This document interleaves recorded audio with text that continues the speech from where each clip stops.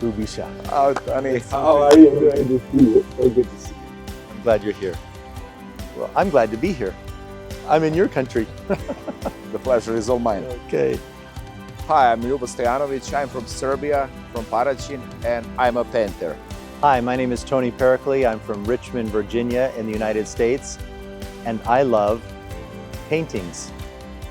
Let's talk about your journey as an artist. When did you first gravitate to the canvas? I'll call it the canvas, where you said, you know, I want to put something on, I want to be an artist. When did that happen? Tell us Yes, about that journey. I wanted to be artist from my early childhood, but I actually, the first contact with the canvas was when I was at secondary school. It was the first one horse on the painting. That was the first journey and first experience. Okay. And then tell us about some of the experiences that led you up to where you are today in your experience as a painter.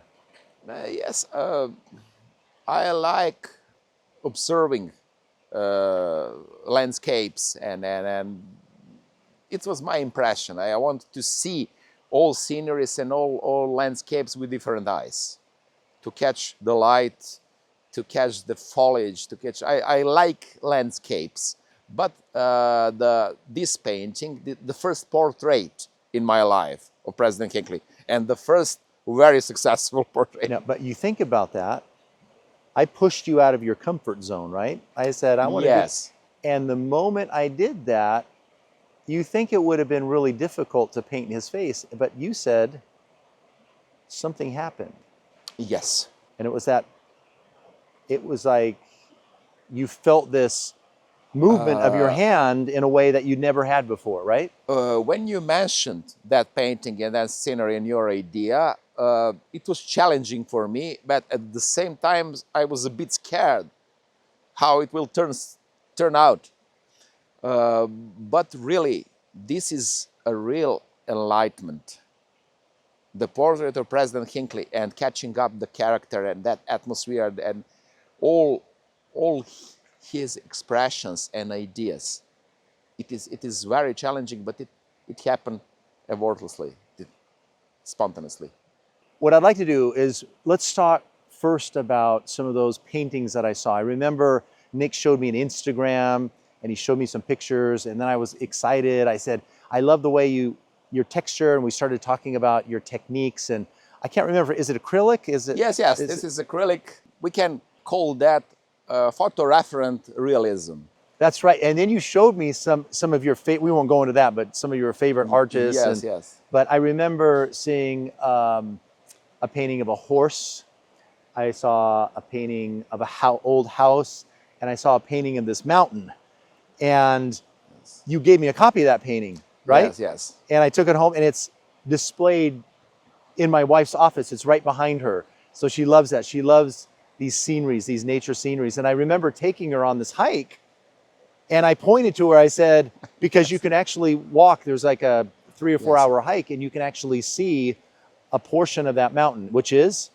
Rtanja. Yes. Yeah. And the top is Šiljak, so-called Šiljak. There's a spiritual component there. We won't go into a lot of details on that, but in Serbian people, it is considered a mystical mountain. Yeah. This is actually a pyramid.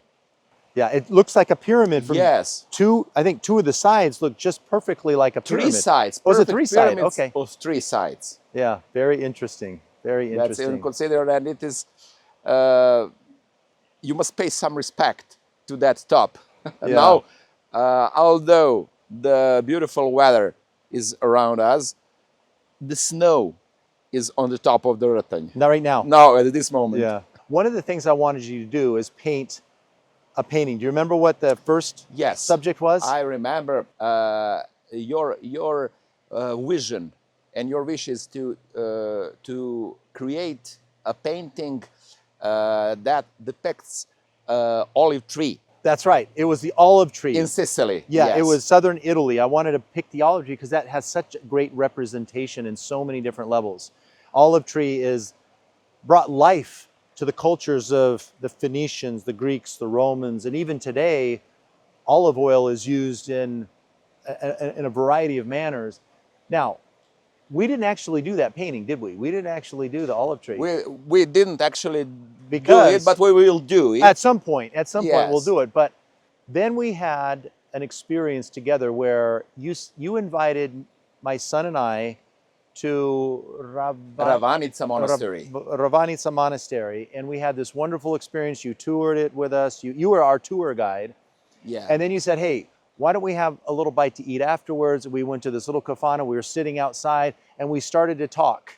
Do you remember what we talked about? Yes, I remember. I remember now. We talked about Old Testament prophets who were on frescoes in monastery. I remembered your voice and your impression by the fresco of Prophet Elijah.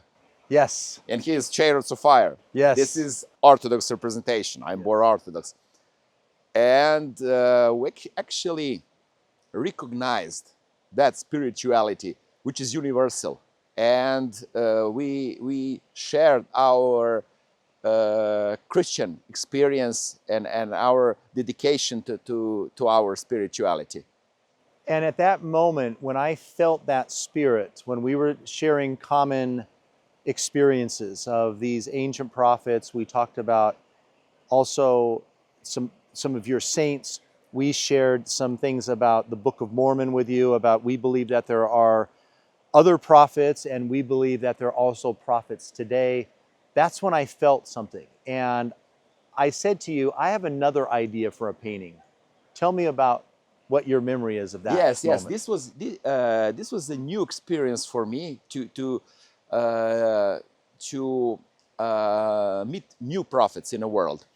And your idea was impressive. It was challenging for me to paint one event, historical event in LDS Church, when President Gordon Hinkley has vision about new temples and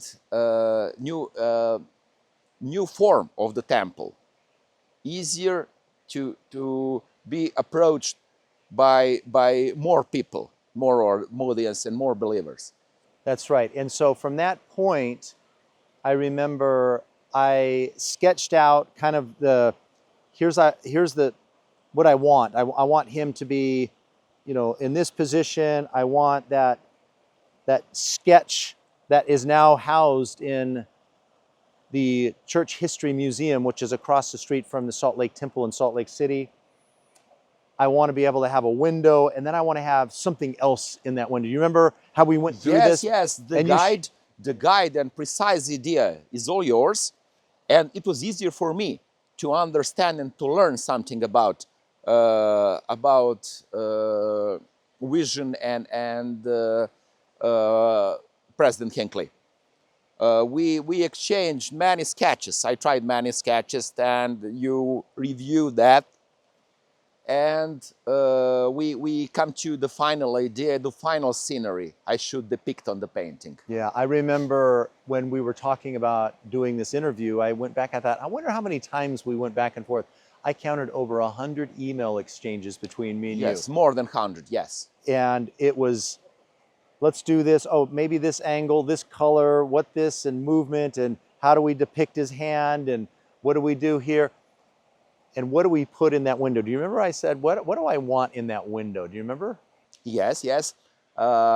This is... You painted it, so you should know. Yes, this is a model, actually, or symbol. This is a symbol, but this is the look and feel of the temple of Columbus Temple in Ohio. That's right. Do you know that? You know why I picked that? You probably don't know the details, do you? Have I ever shared that with you? Yes. You shared details with me, because all those temples after that period and after that idea are similar to the Columbus Temple in Ohio. There's been involvement. So the first vision was, let's do small temples. And that sketch introduced a really small temple. And then they realized maybe we need to make it a little bit bigger. And so that Columbus Temple is one of the revised versions. But the reason I chose the Columbus Temple was primarily because there was a general authority that came to our area, and he gave a training session, and he showed this sketch. And it was only like a year or two later, President Hinkley gave him that sketch and said, this is a sacred sketch, this is what I did, you know, a drawing. It was a copy, obviously. And I thought to myself, this is something really special. This is something that is going to change the world. It's going to change the history of the world. It's going to change everything about humanity because of the importance of the temple. The temple not only brings people closer together, but it binds us together through holy ordinances. And I remember saying to myself, I want to get a copy of that. And so I went to my leader, local leader, who knew this other leader that came from Columbus, and I actually got a copy, but I was told, never reveal that to anybody else. You can only use it for your personal use. So I just maintained it for like 20 years until I found out that there was actually now the display of the original version in the Museum of Church History. But let's go back to the second reason, which really it came to me afterwards, because something told me, do the Columbus Temple, do the Columbus Temple. Here's what's interesting. The Columbus Temple represents discovery. So as President Hinkley was discovering new revelation, President Hinkley has a son, Clark. Clark wrote a book about Christopher Columbus. Why did he write a book about Christopher Columbus? Because he served as a mission president for our church in Barcelona. And so you may recall Christopher Columbus went to King Ferdinand and Queen Isabella in order to get funding to go to the New World. Well, my son Nick served under President Hinkley, not Gordon B. Hinckley, but Clark Hinkley. And so there's this connection there. And in that book, I read that book, Christopher Columbus discovered the pathway to the New World. He said he wasn't the first to discover, because there were others. There were the Native Americans, there were the Vikings. Templars as well, yeah. There were others but he discovered the pathway to. And so he said you have to sail south and use the trade winds and you use the currents. And I'm thinking that's appropriate, because President Hinkley is now providing a pathway for all peoples to have easy access to the temple. So that's what is depicted in its primary view, is that temple, which is the temple of discovery of the pathway to the world of the next world to live with God. New world. The new world to be with our Heavenly Father. So to me, that's what I wanted to depict, is that moment in time where at the time we had 50 active temples, and now we have over 300 that are either active and or announced. And it was because of that moment in time where President Hinkley had this vision, he put pencil or pen to paper, he sketched out, and it was that moment that I wanted to capture, and that's what you captured so beautifully. We did it our best to depict that. And I think your wife even helped out on a couple occasions, Yes, right? yes. Wasn't she sitting there? My wife in is the morning very strict in terms of many details. Give us a couple of examples of those details. Yes. My wife was sitting next to me. She was drinking coffee and judged the color of the suit. and she one said, moment, marine blue. Marine blue, sorry. Yeah. Marine blue. This is marine blue. Stop. Don't change anything. As you're mixing the paints. It turns out it is right color. Oh, I'm glad we listened to our wives. She's very strict in terms of details, as any wife in the world. Yeah, that's great. I didn't know anything about Gordon B. Hinckley, and it was a really new experience for me to learn about the person and to hear lectures on YouTube.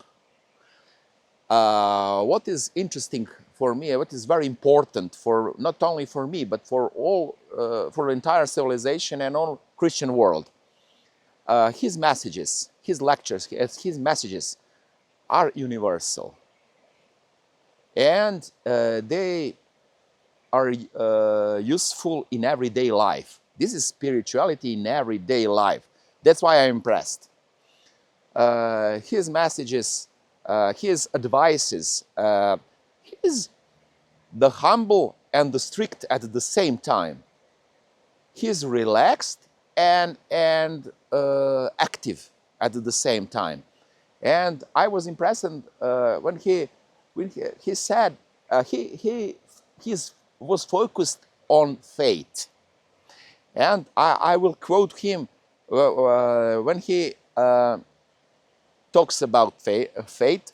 This is the faith to move mountains. And as I understood the Book of Mormon, the faith is the central part of human being and the history. When we look back to prophecies and storytellings of modern prophets, the faith is the most important in any segment. That's why President Hinkley is trying to present that to the people, to the audience, to all Christian and non-Christian world. He's universal prophet. That's my opinion. I'm born Orthodox, but I've been still listening his lectures. So let's talk about the actual process. You and I went back and forth. I would give you a prompt, and then you'd go away for a week. And you're doing things during that week. Tell us what you did during that time, that process of creating. And also, it's a twofold question, not just the mechanics, but what you felt inside as you were going through doing this work that you were creating. Yes, it's very difficult to explain everything. Why? The painting of that scenery and the President Gordon Hinckley was actually a spiritual experience for me. It can be depicted mechanically because I started painting. The first step was the background and let's say blocking, not details. But when I started to paint the face, it was really challenging. I was afraid if I can do that properly to catch the character and to catch that expression.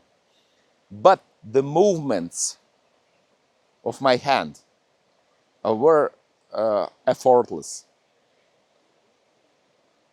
It was done in one moment. Wow.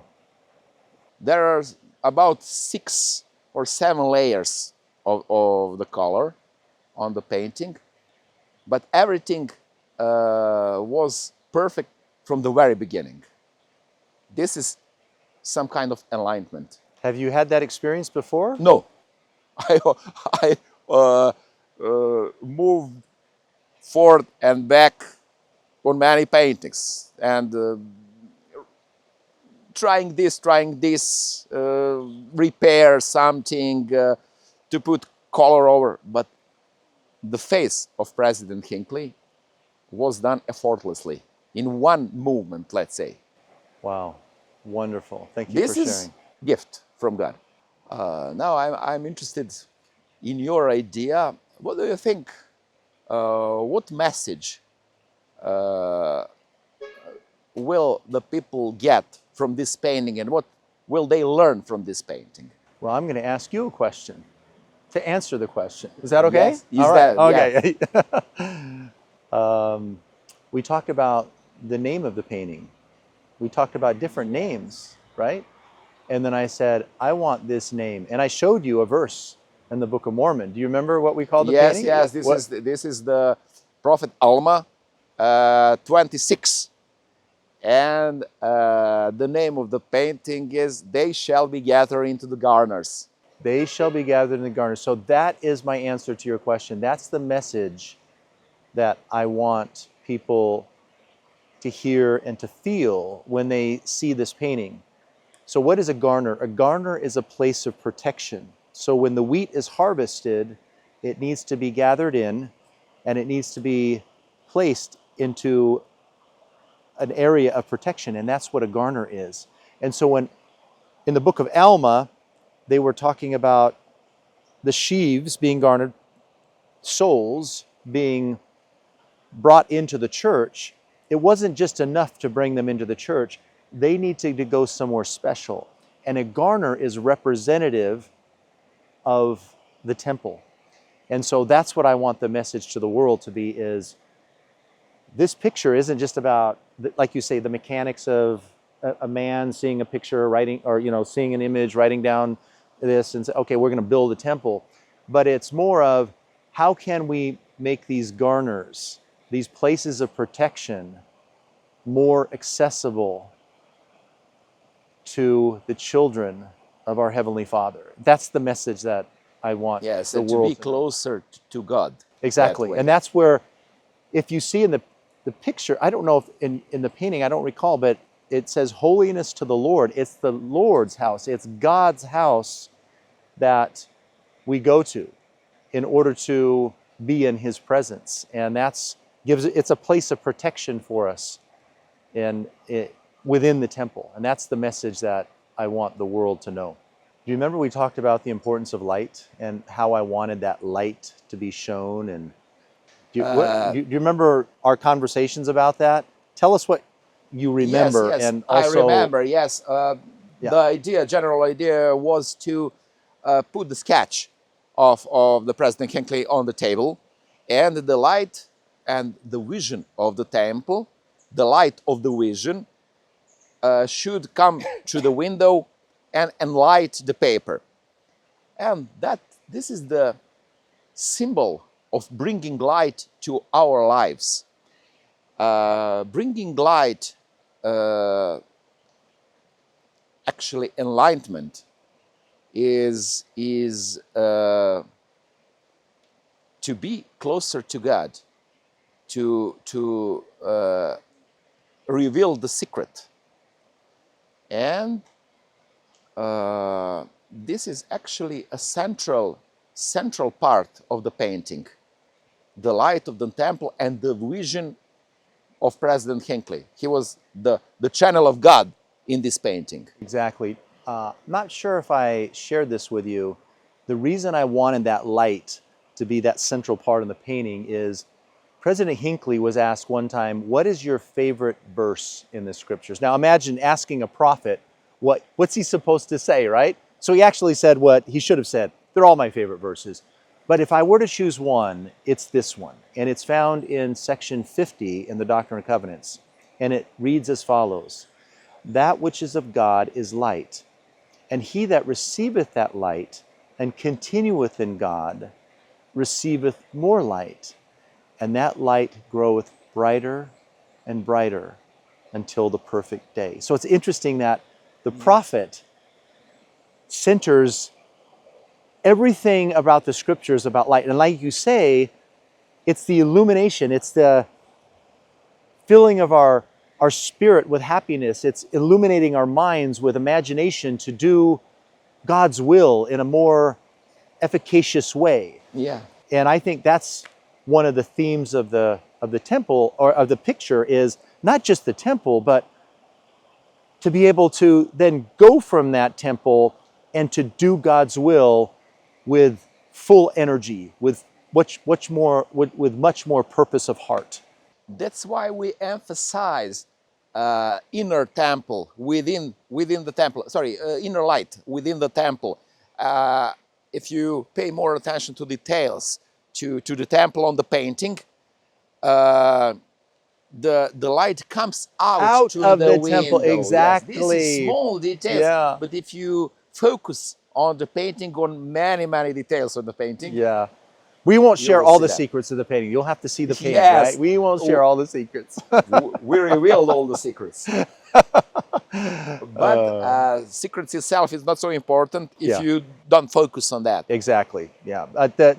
Just going back to the concept of light, I love that concept, and I love that there's different layers of light within that temple, which compounds in a very positive way the meaning of the temple and how the temples bring light to people. Yes, that's why I represent the temple in dawn. In dawn, this is early morning. Yes, as the light Yes, is about ready, that's and you why. can see kind of like the reddish hues. I don't know if that's the right color. You're the artist, right? Yes, but I tried to represent early morning atmosphere Yeah. around the temple Yeah, in the window. That's the vision. yeah, great. I'm very grateful to you for giving me the opportunity to learn something, to learn new things, to learn about new spirituality in the world. This project was something what moved me forward, and this was a new spiritual journey, a new spiritual experience for me. I'm ready for new challenges, and I'm honored, and it was a real pleasure to be among the artists who portrayed all presidents of LDS Church.